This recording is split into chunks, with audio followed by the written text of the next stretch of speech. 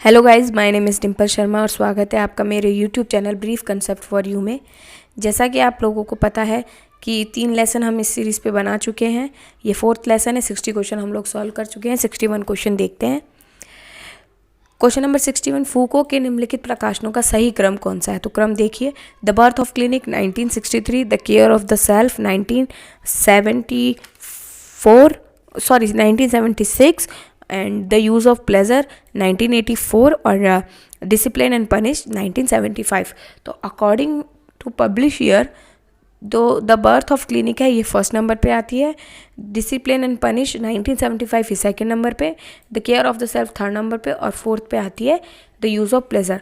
तो इसके अकॉर्डिंग कूट हो जाता है, सही कूट वो होगा सी। तो सी इसका सही आंसर होगा। देखिए क्वेश्चन नंबर 62,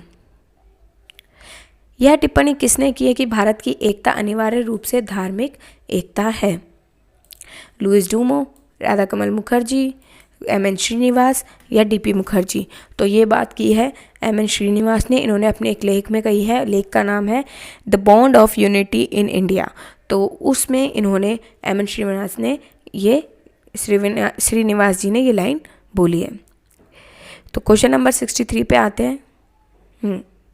निम्नलिखित में से किसने दो मॉडल के रूप में समरसता और असमरसता शब्दों का प्रयोग किया, जिसके माध्यम से भारत और पश्चिम में सामाजिक स्तरीकरण की व्यवस्था की तुलना की जा सकती है?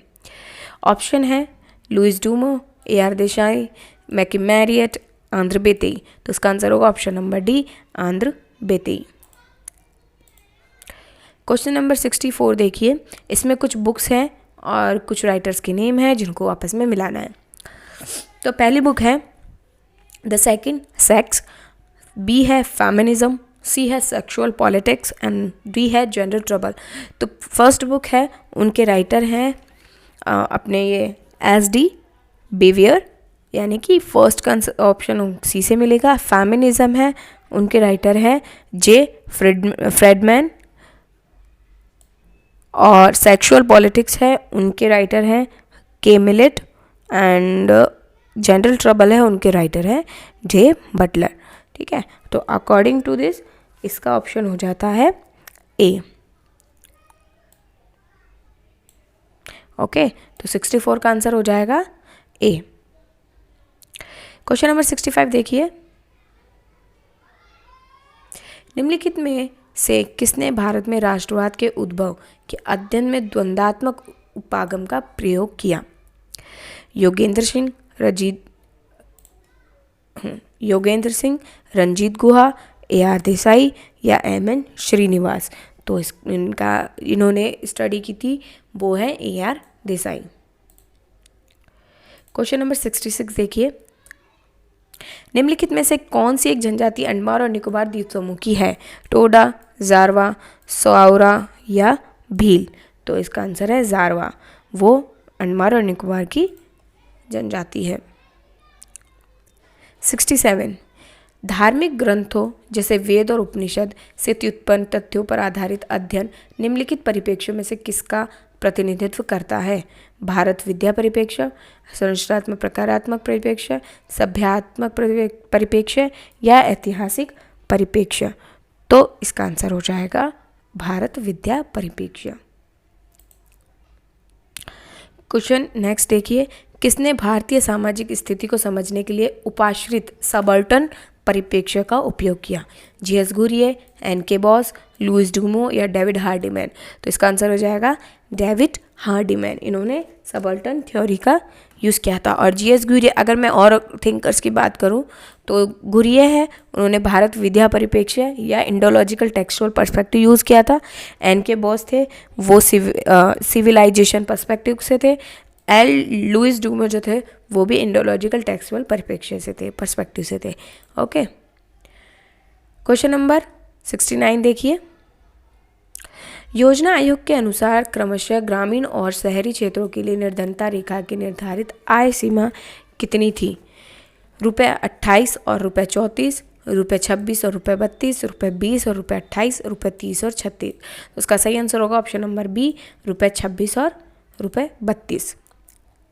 क्वेश्चन नंबर 70, असर्शन और रीज़न वाले हैं। तो देखिए वर्ष 2014 में असर्शन जो है वो है कि वर्ष 2014 में किए गए एक अध्ययन से पता चलता है कि भारत में सूचित यौन उत्पीड़न की दर विश्व में न्यूनतम है। जो रिकॉर्डेड सेक्सुअल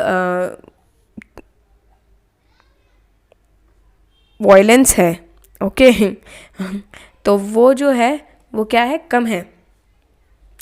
और इसका रीज़न इन्होंने दिया है कि अधिकतम मामले उत्पीड़ितों की अनिच्छा के कारण संसूचित नहीं किए जाते। तो बिल्कुल सही बात है भाई, इंडिया में जो जो वाली चीज़ है कि इज़्ज़त को बहुत ज़्यादा ध्यान दिया जाता है, तो उस वजह से जो मुकदमे हैं वो दायर नहीं किए जाते, पुलिस में रिपोर्ट नहीं कराई जाती। तो इस वजह से इसका ऑप्शन ए जो है वो बिल्कुल सही होगा।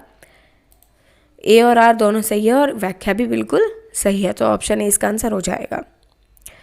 क्वेश्चन नंबर 121 देखते हैं। भारत की जनगणना 2011 के अनुसार किस राज्य में जनसंख्या वृद्धि की दर न्यूनतम है?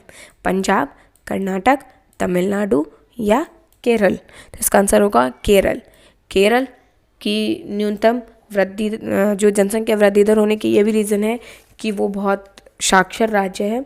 वहाँ की जो साक्षरता है वो है 96.2, अभी का करंट डेटा की बात करें तो, ठीक है, 96.2% वो है लिटरेसी है।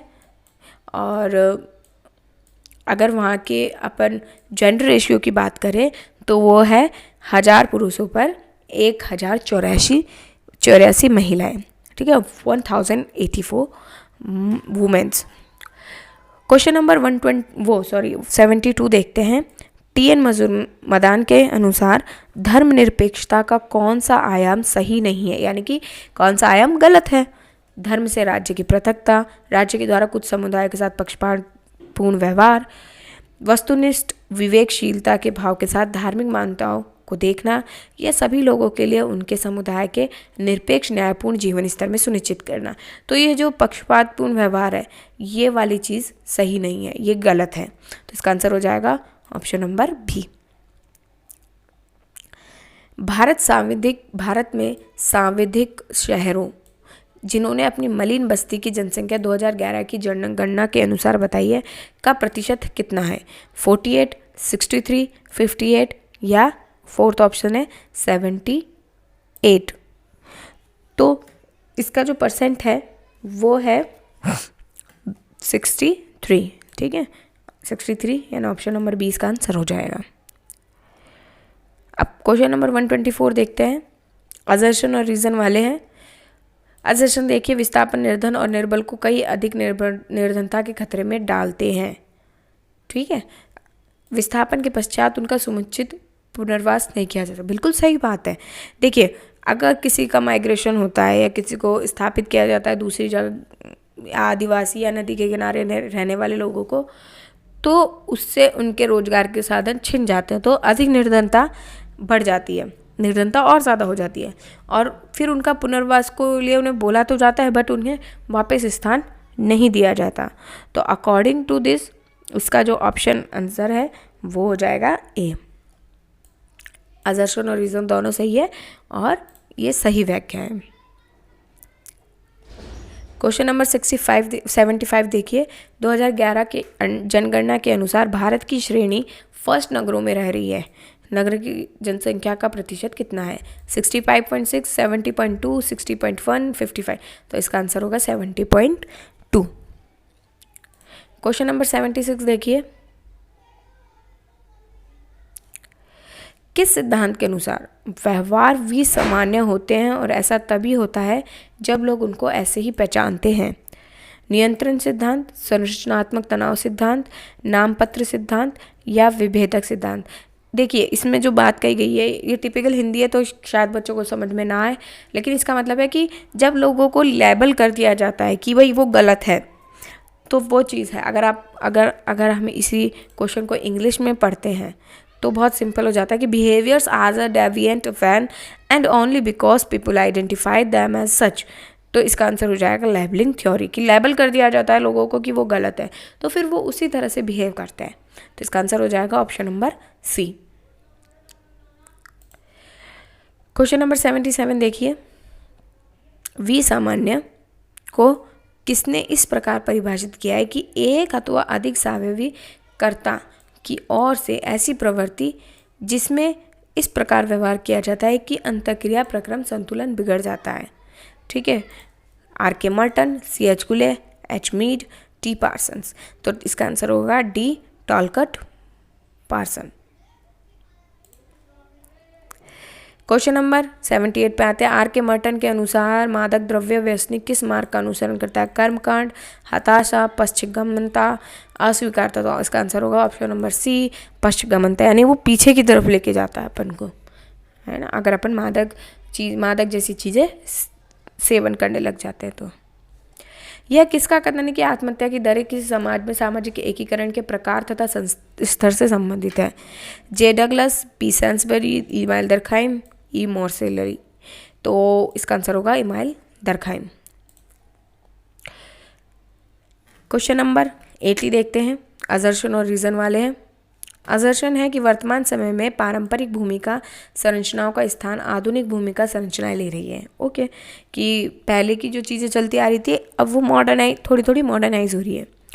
इन भूमिकाओं के अनुसरणकर्ता प्राय आधुनिकता के स्थान पर परंपरा के सुनिश्चित मूल्य धारण किए रहते हैं। नहीं, ऐसा नहीं है।